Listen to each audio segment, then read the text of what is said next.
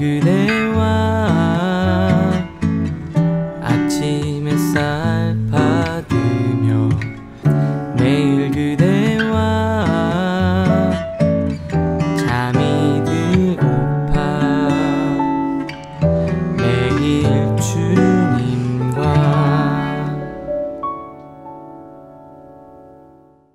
오늘 우리에게 주시는 말씀은 룻기 4장 1절부터 12절까지의 말씀입니다. 보아스가 성문으로 올라가서 거기 앉아 있더니 마침 보아스가 말하던 기업물을 싸가 지나가는지라. 보아스가 그에게 이르되 아무개어 이리로 와서 앉으라 하니 그가 와서 앉으매 보아스가 그 성읍 장로 10명을 청하여 이르되 당신들은 여기 앉으라 하니 그들이 앉으매 보아스가 그 기업 물을 자에게 이르되 모압 지방에서 돌아온 나오미가 우리 형제 엘리멜렉의 소유지를 팔려 함으로 내가 여기 앉은 이들과 내 백성의 장로들 앞에서 그것을 사라고 내가 말하여 알게 하려 하였노라. 만일 네가 물으려면 물으려니와 만일 네가 물으지 아니하려거든 내게 고하여 알게 하라. 내 다음은 나요 그 외에는 물을 자가 없느니라 하니 그가 이르되 내가 물으리라 하는지라. 보아스가 이르되 내가 나오미의 손에서 그 밭을 사는 날에 곧 죽은 자의 아내 모압 여인 룻에게서 사서 그 죽은 자의 기업을 그의 이름으로 세워야 할지니라 하니 그 기업 물을 자가 이르되 나는 내 기업에 손해가 있을까 하여 나를 위하여 물으지 못하노니 내가 물을 것을 내가 물으라. 나는 물으지 못하겠노라 하는지라. 옛적 이스라엘 중에는 모든 것을 물으거나 교환하는 일을 확정하기 위하여 사람이 그의 신을 벗어 그의 이웃에게 주더니 이것이 이스라엘 중에 증명하는 전례가 된지라. 이에 그 기업 물을 자가 보아스에게 이르되 내가 너를 위하여 사라 하고 그의 신을 벗는지라.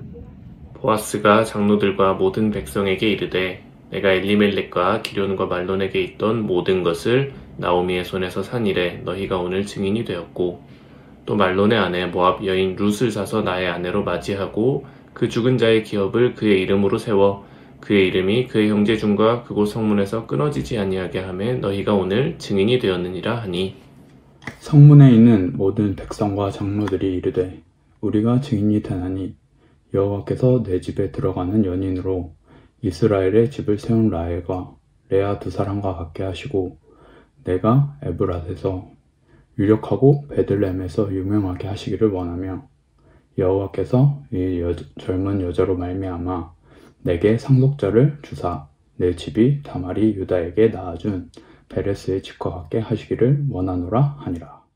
아멘. 특별 큐티 7째 날입니다. 자, 오늘은 목적이 무엇입니까? 라는 제목으로 말씀 묵상을 나누도록 하겠습니다.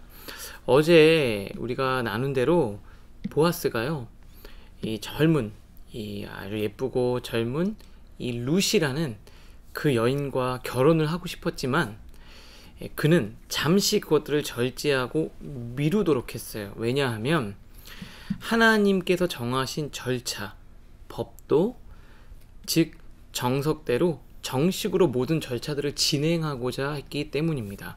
그래서 오늘 이 보아스가요 성문에 올라가서 이렇게 딱 앉아 있는데 마침 기업 물을 자, 자기보다 순위가 앞서서 그 기업을 무르고 이 룻과 결혼할 수 있는 1순위 되는 사람을 만나게 되는 거예요. 그러면서 많은 사람들, 이 장로 10명 정도 증인들을 다 모아놓고 그때 거기서 그 사람과 이야기를 나눕니다. 뭐라고 이야기를 하냐면요, 이 3절에 보니까 보아스가 그 기업 물을 자에게 이르되 모압 지방에서 돌아온 나오미가 우리 형제 엘리멜렉의 소유지를 팔려 함으로, 아무래도 그 당시에 엘리멜렉이 갖고 있었던 땅이 조금 있었던 것 같아요. 근데 그것들을 이제 팔려고 하는데 네가 사라고 이야기를 하는 거예요. 근데 이 사람이 첫 번째는 그걸 내가 사겠다. 왜냐면 순위가 1번이니까요. 내가 사겠다. 선뜻 사겠다고 하는 거예요. 근데 이어서 보아스가 뭐라고 이야기를 했냐면 그 땅을 사게 되면, 기업을 무르게 되면 땅을 갖는 것뿐만 아니라 동시에 나오미도 데리고 살아야 되고 룻도 아내로 삼아서 결혼해서 자식을 낳아야 하는데, 결정적인 건 뭐냐면 내가 룻과 결혼해서 자식을 낳았는데요. 그게 내 아들이 아니라 엘리멜렉의 후손이 되는 겁니다. 다시 말하면 기업을 물은다는 건 내가 책임을 지고 수고와 헌신을 했지만 내 이름은 하나도 드러나지 않는 게 기업을 물으는 거예요. 그랬더니 이 1순위 되는 사람이 곰곰이 생각을 해보니까 이거는 배보다 배꼽이 더 큰 거예요. 그래서 뭐라고 이야기를 하냐면 6절에 그 기업 물을 자가 이르되 나는 내 기업에 손해가 있을까 하여 나를 위하여 물으지 못하겠노니 내가 물을 것을 내가 물으라. 보아스 네가 해라. 난 안 하겠다. 나는 물으지 못하겠노라 라고 이야기를 합니다. 처음엔 선뜻 하겠다고 했을 때는 그것이 나한테 유익이 더 크다고 생각했어요. 그런데 뒤에 중간에 내가 안 하겠다, 포기하겠다 중도에 포기한 이유는 나중에 그것이 나에게 여기 보니까 나는 내 기업에 손해가 있고 나를 위하여 한마디로 말하면 나에게 손해가 올 것 같으니까 안 하겠다는 거예요. 내가 하겠다고 했을 때 그 이유는 나한테 뭔가 유익이 있을 때 적극적으로 하겠다고 했는데 나에게 손해가 찾아오니까 금세 말을 바꾸게 되고 중간에 포기하게 되죠. 사람은 그런 것 같아요. 어떤 일을 하다가 중도에 포기하게 되는 이유는 그 사람이 목적이 무엇이냐에 따라서 중간에 멈추는 사람, 계속하는 사람으로 나뉘어지는 거예요. 보아스는 룻과 결혼하고 싶었지만 룻과 결혼하는 것 자체가 목적이 아니라 기업을 물고 그걸 책임지고 내 이름은 드러나지 않아도 하나님의 말씀을 따라 공동체를 세워가고 가치 있는 일을 하는 것 자체가 목적이었을 때 손해가 와도 계속할 수 있었던 겁니다. 그래서 이제 사람들이 다 있잖아요. 1번이 있고 그 다음 순위가 바로 보아스인데 이제 정식으로 완전하게 정석대로 진행하려다 보니까 그러면 내가 포기하겠다. 권리를 포기하겠다. 사람들이 다 보는 앞에서 그것들을 다 공식적으로 이것들을 진행해야 되는데 그 당시에 권리를 포기한다라고 할 때 어떤 거래를 할 때 그 당시 풍습이 있었습니다. 그건 바로 뭐냐면 신발을 벗어서 이렇게 던지는 거예요. 여러분 신발을 벗는다는 것 그 당시 그 지역에서의 개념은 무엇이냐면 나는 이제 주인 행세를 안 하겠다. 나한테는 이제 권리가 없다. 권리를 포기하겠다 라는 뜻이에요. 그래서 모세를 부르실 때 주님이 뭐라 그랬죠? 내 신을 벗어라. 여호수아에게도 뭐라 그랬죠? 내 신을 벗어라. 이게 신을 벗는다는 의미는 그만큼 그 당시에 갖고 있었던 사람들의 개념이 있어요. 모세야, 너는 이제 권리가 없다. 너의 주인은 나야. 여호수아야, 네가 하려고 하지 마라. 너는 이제 권리가 없어. 권리를 나한테 넘겨라. 라고 말하는 의미예요. 그래서 그 사람이 이제 신을 벗어서 던집니다. 이제 1순위가 됐던 그 사람은 권리가 없어요. 그 권리는 보아스에게 넘어왔고 보아스는 기쁘게 그 책임을 감수하고 감당하기로 결정합니다. 그래서요, 사람들을 다 모아놓고 특별히 장로들, 10명의 장로들을 다 모아놨잖아요. 이 사람들이 객관적인 증인이 되는 거예요. 그러면서 뭐라고 이야기를 하냐면요, 9절과 10절인데 보아스가 장로들과 모든 백성에게 이르되 내가 엘리멜렉과 기럨과 말론에게 있던 모든 것을 나오미의 손에서 산 이래, 다 자기가 그것들을 책임을 지겠다라는 거죠. 너희가 오늘 증인이 되었고 또 말론의 아내 모압 여인 룻을 사서 나의 아내로 맞이하고 죽은 자의 기업을, 참 멋지지 않습니까? 죽은 자의 기업을 그의 이름으로 세우겠다. 정말 수고하고 애쓰는데 내 이름은 하나도 드러나지 않아도 된다. 나는 엘리멜렉의 기업을 이어가겠다. 너희가 증인이 된다 라고 이야기를 합니다. 룻기를 묵상을 하면서 사실은 뭐 나오미와 룻을 묵상했는데 저는 이게 남자다 보니까 이 보아스가 참 멋진 사람이고 너무나도 은혜로운 사람이다. 결국 이게 우리 주님을 예수님을 바로 예표하겠죠. 그 주님께서 우리를 책임져 주시고 이미 완전히 죽은 자, 희망이 없고 소망이 없는 우리를 위해 하나님께서 대신 기업이 되어 주시고 기업을 이어 주신다고 말씀하시는 이 놀라운 은혜의 메시지는 룻기 전반에 흐르는 하나님의 그 놀라운 은혜, 그 헤세드, 그 하나님의 놀라운 은혜를 우리가 깊이 누릴 수 있는 것 같아요. 그 말씀을 우리에게 선명하게 전해주시는 것 같습니다. 오늘 이제 매일 그대와 속에서의 특별 큐티는 끝나지만 주일 메시지를 통해 이 특별 큐티가 다 마무리가 되는데요. 여러분 끝까지 하나님의 말씀 가운데 깊이 들어갈 때 하나님의 놀라운 은혜가 있을 줄 믿습니다. 자, 오늘 말씀 통해서 또 감동받았거나 또 하나님 주시는 메시지, 특별한 메시지가 있는 거 좀 나눠주시면 좋겠습니다. 전사님 어떠세요? 네, 저도 이제 이 보아스라는 사람을 특히나 좀 이번 또 특별 큐티 시간에 더 많이 좀 묵상하게 되고 또 이 보아스의 성품에 대해서 정말 많은 좀 감동과 좀 도전을 받게 되는 것 같습니다. 이게 오늘 또 말씀을 보니까 참 사람은 이 두 가지 중에 하나에 집중을 많이 하게 된다라는 생각이 들었어요. 어떠한 것들이 우리에게 다가올 때 그것에 대한 권리에 집중하는 사람이 있는 반면 어떤 사람들은 의무와 책임에 집중하는 것 같아요. 그러니까 어떠한 것을 우리에게 주어지게 될 때는 항상 권리가 있고 그거에 대한 의무와 책임이 있는 거잖아요.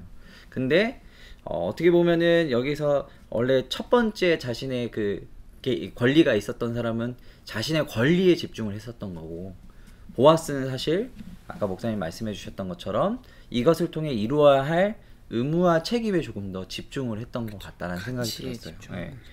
그래서 저도 그리고 우리가 삶을 살아가면서 똑같은 일을 마주하는데 우리가 그것을 보는 방향과 방식들이 다른 것은 사실 그거 안에서 굉장히 많이 좀 갈리지 않나 생각이 들으면서, 이렇게 말하면 좀 뭐하지만 사실 이번 특별 큐티도 사실 특별 큐티를 잘 하는 것이 우리의 의무와 책임이라면 또 이것을 통해서 주어지는 권리는 또 상품이라는 것이 또 우리에게 주어지지 않습니까? 그렇죠. 근데 누군가는 사실 이 권리에만 좀 집중하는 사람이 있을 수도 있겠고요. 누군가는 사실 이 특별 큐티가 가지고 있는 진정한 목적과 그 의무와 책임에 조금 더 집중하는 사람이 있지 않을까 생각이 듭니다.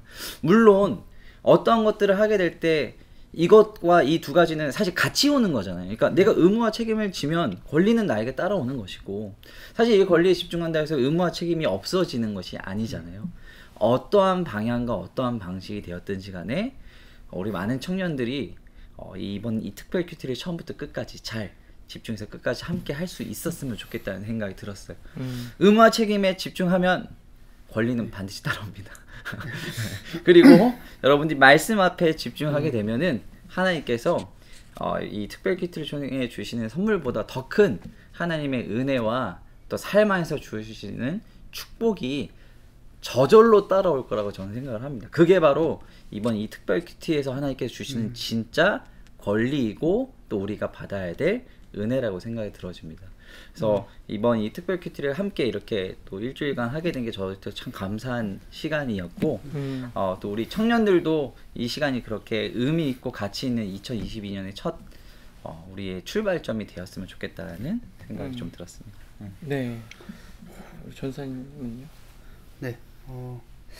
사실 이 익명의 첫 번째 그 기업 모를 자의 태도가 사실 그러니까 일반적인 시선으로 보면 전혀 그러니까 당연하다라고도 생각할 수 있을 것 같거든요. 맞아요. 어쨌든 자기가 손해 볼 수 있는 상황에서 나는 어쨌든 이 사람도 자기가 지켜야 할 것들이 있을 거 아니에요. 그래서 그 때문에 어떻게 보면 정말 객관적으로, 그러니까 정말 일반적으로 보면은 그냥 손해 없이 내 것을, 나의 영역을 지키겠다 하는 것이 좀 당연하게라고 여겨줄 수도 있을 것 같은데, 왜냐면 제가 이제 누나가 셋이잖아요. 저희 누나들이 굳이 표현하자면 약간 이성적 크리스찬들이에요. 그래서 약간 이런 성향 이 첫 번째 기업물자의 약간 좀 성향과 좀 비슷해요. 그래서 저한테 항상 제가 조금 더 뭔가 손해를 볼 것 같은 것들을 행동을 취하면 항상 이렇게 화살을 던졌어요. 뭐라고? 혹시 나는 하지 못하겠다. 또 너무 네 생각 안 하고 하는 거 아니냐 막 그런 얘기를 한 적도 있어서 약간 살짝 누나들이 약간 오버랩 됐었고요. 그러니까 이거 링크 누나한테 보내주세요. 큰일 날 거. 연락 좀 주시면. 네. 그리고 제가 어쨌든 말씀드린 것처럼 평신도로서 일반 사역 단체에서 사역을 좀 오래 했었잖아요. 그래서 항상 뭐 앨범 집회나 이런 것들 큰 행사가 끝나고 나면 온라인이나 유튜브 같은데 항상 그 이름이 입력되잖아요. 섬긴 어느 역할에서 섬겼다. 그 이름들. 제가 돌아보니까 사역 초기에는 좀 그런 것들을 좀 집착했던 것. 내가 이만큼 노력했고 나도 현장에서 이만큼 뛰었는데 왜 그러니까 몰라주냐. 뭐 그러면서 약간 그런 것들로 인해서 약간 좀 내가 손해 보는 것 같은 그런 것들이 좀 있었거든요, 기억에. 근데 조금씩 이렇게 사역을 계속 감당하다 보면서, 그러니까 이게 결국에는 내가 나를 위해서 하는 게 아니고, 크게 봤을 때는 이 사역도 하나님께 영광 돌리기 위해서, 하나님의 이름을 높이기 위해서, 드높이기 위해서 하는 것들인데, 너무 내가 나를 위해서 했던 것들이 아닌가. 그래서 조금씩 내 사역의 현장에서 정말 내 권리, 내 것들을, 내 신을 벗고 정말 있는 그대로 하나님께 좀 올려드리는 마음으로 그렇게 나아가야겠다. 그러니까 아직도 온전하진 않지만 좀 그렇게 좀 변해가고 있는 과정 속에 있는 것 같습니다. 네, 맞아요. 그 신앙 생활을 하면서 모든 사람이 자기의 어쨌든 유익을 추구하지 않으면서 신앙생활을 할 수는 없죠. 모든 사람이 다 말씀드린 것처럼 이타적인 사람, 100% 이타적인 사람은 없습니다. 그런데 앞에 그 첫 번째 순위였던 사람은 눈에 보이는 것만 본 거예요. 그런데 보아스는 눈에 보이지 않는 그 이면의 하나님의 축복을 본 사람입니다. 그러니까 모두가 다 철저하게 자기의 유익을 따라서 움직이겠으나 하나님의 일을 하고 그 하나님의 나라를 이루고 하나님의 영광을 드러내는 것이 진짜 얼마나 가치 있고 멋진 일인지, 그리고 그 이후에 하나님이 주실 놀라운 기쁨과 축복을 눈으로 본 사람은 그렇게 가는 거죠. 아마 보아스는 그 보화를 발견한 사람이었기 때문에 그런 일을 할 수 있지 않나 생각을 합니다. 여러분 앞에 유익을 따라 움직이는 사람이 있고요, 가치를 따라 움직이는 사람이 있을 거예요. 여러분도 유익과 가치 둘 중에 무엇을 선택하시겠어요? 우리 신앙인 크리스찬은요, 눈에 보이는 유익이 아닌 하나님의 아름다운 가치와 신념을 따라 움직이는 사람들입니다. 아까 이명준 사님이 또 말씀하셨잖아요. 그 가치를 따라 본질적인 가치를 추구할 때 나머지 유익은 하나님이 선물로 주시는 거예요. 그렇게 하나님의 놀라운 은혜를 경험하는 우리 사랑하는 모든 청년들 될 수 있기를 바랍니다. 자, 우리 마지막 퀴즈죠. 우리 전사님께서 정말 거의 이 퀴즈 문제 내느라고 사역을 오직 이것만 하고 계시는데, 마지막 퀴즈 어떤 거죠? 마지막입니다. 오늘 마지막 날 마지막 퀴즈 여러분들 잘 듣고, 또 오늘 말씀 안에 아주 중요하게 또 이 개념이 담겨져 있는 거니까요, 잘 맞춰주실 수 있으면 좋을 것 같습니다. 오늘 문제는 오늘 말씀 안에서처럼 이 기업 물을자가 나오지 않습니까? 근데 이 기업 물을자가 자신의 권리를 포기하고 다른 이들, 여기서 이제 보아스에게죠. 보아스에게 이 권리를 포기하고 넘길 때 어떠한 방법으로 자신의 권리를 포기했다라는 것을 보여줬을까요? 그 방법이 무엇인지 여러분들이 적어주시면 되겠습니다. 네, 성경 안에도 있고요. 아까 나눔 안에서 또 분명히 설명되어졌으니까 여러분들 잘 보시고, 성경에 아주 중요한 영적인 메시지가 담겨져 있는 행위니까 여러분들 기억하시면 좋을 것 같아요. 오늘도 말씀으로 승리하는 우리의 영원한 기업이 되시는 우리의 고엘이신 예수님을 바라보며 나아가는 여러분들 되실 수 있기를 주님의 이름으로 축복합니다. 기도하겠습니다. 하나님 감사합니다. 월요일부터 토요일까지 우리 청년들이 특별 큐티 아침마다 말씀을 통해 새해를 열어가는 은혜를 베풀어 주시니 감사합니다. 어떤 내 삶의 유익과 효과, 나의 손익만 따지고 움직이기보다 하나님의 가치, 신념, 믿음, 신앙, 본질, 예수 그리스도를 붙들고 그것 때문에 움직이고 기꺼이 손해를 감수하는 사랑하는 청년들 되게 하여 주시옵소서. 눈에 보이는 것이 전부가 아니라 보이지 않는 영적인 세계를 바라볼 수 있는 눈을 열어주셔서 천국의 보화를 위해 기꺼이 밭을 사는 사랑하는 청년들 모두가 되게 하여 주시옵소서. 예수님의 이름으로 기도합니다. 아멘.